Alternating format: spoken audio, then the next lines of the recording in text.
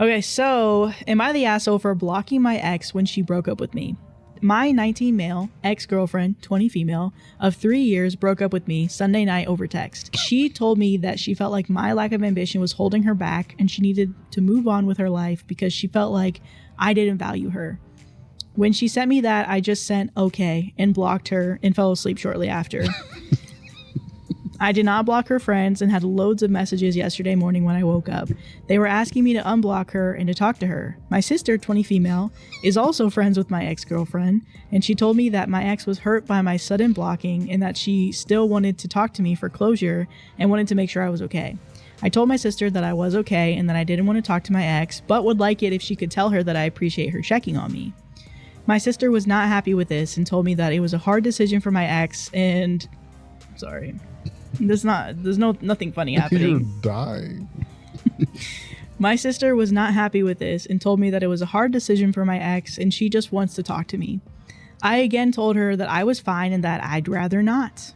My sister then told me that I'm acting insanely calm for being broken up with someone that I was with for 3 years. I told her that I was fine. She again asked if I cried and I told her that I didn't and just fell asleep listening to music. My sister told me that she was concerned about my lack of emotion and told me that my behavior isn't normal. I told her that I'm not obligated to cry over anything, and I think it's weird that she was acting like I was. His sister should mind her business. Why was she complaining about the fact that he was too calm? Was she expecting him to cry just because his girlfriend of 3 years broke up with him via text? He is dealing with this situation in the best way possible.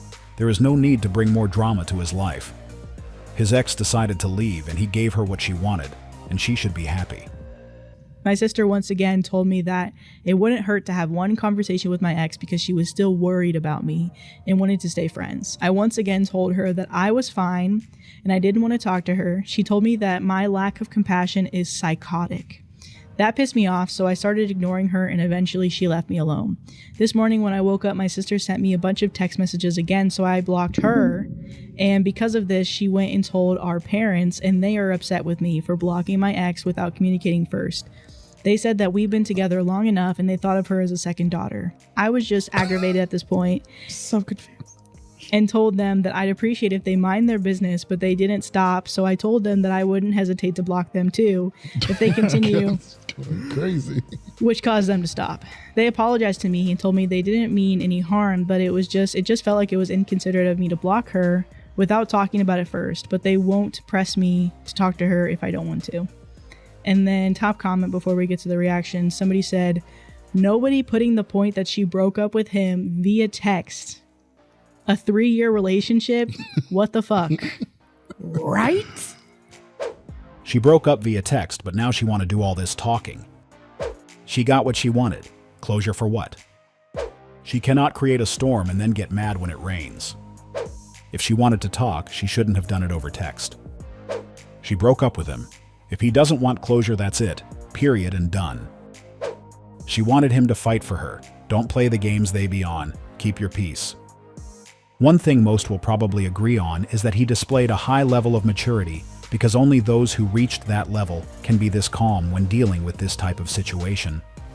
First, she already made it clear that he was the one holding her back due to his lack of ambition. That alone is a good reason to let her go about her business. To make it funnier, she broke up with him via text. She should at least talk to him in person about the breakup. That was a better opportunity to have a conversation with him.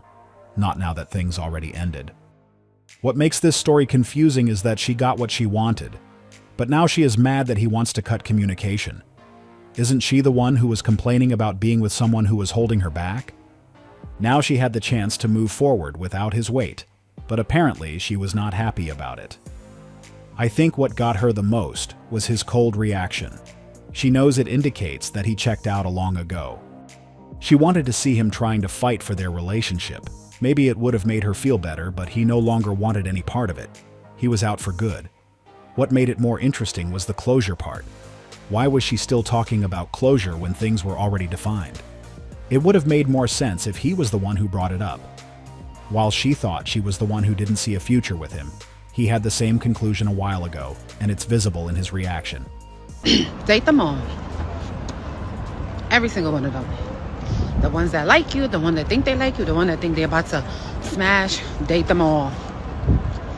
Date them all, have your roster. Yep. If he don't want you having options, tell him to close them. And if he don't really want you out here mingling, then tell him to not make you single anymore. Have your options. Have several niggas y'all talk to. Like, talk to a lot of niggas. Don't just settle for one. That be your problem now, settling for one, and then it's like 8 months, 9 months in, y'all not working out. You wasted all that time.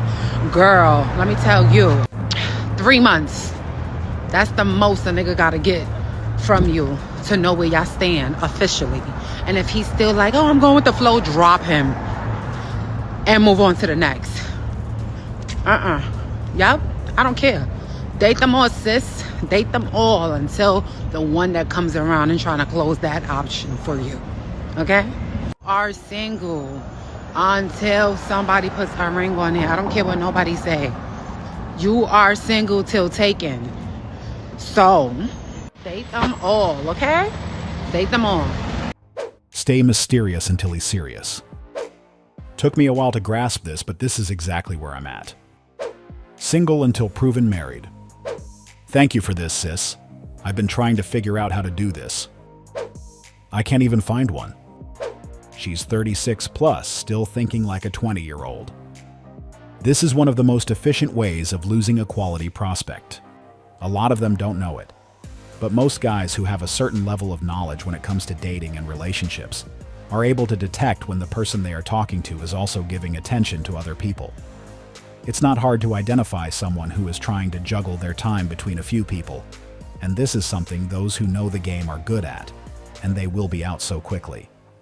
This is the part she either doesn't know or doesn't want to acknowledge.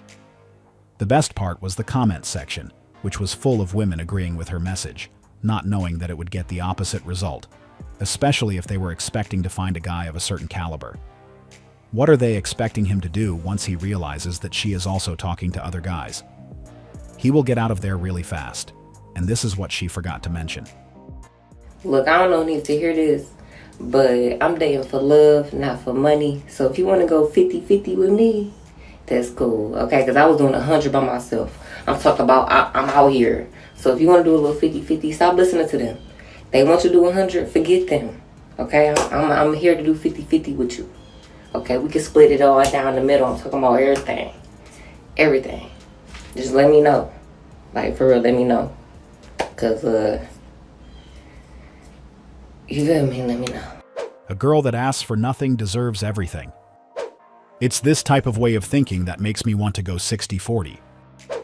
You are a gorgeous woman. I hope you get to experience what it's like to have a soft life one day. The broke men in the comments are so happy. Girl, you made their day. You're looking for a roommate. Can we stop the confusion? Finally, we found someone who is being realistic with her expectations and has more sense of reality. Unlike others who prefer to do 100% all by themselves, she is willing to share responsibilities as it will lift half of the weight she is carrying. And this is what most tend to ignore. They don't know it, but women who share a similar mindset are more likely to find someone willing to provide. This is the woman most men would want to do everything for. She has the right type of energy, and probably won't have many challenges when it comes to find someone willing to support her. You ain't got no money now, so what are we gonna do later? What I'm about to say is gonna piss some people off, but let's get into it. Real men take women on dates, dinner dates. They make an effort, they try, they pick a place, they go through the whole courting process.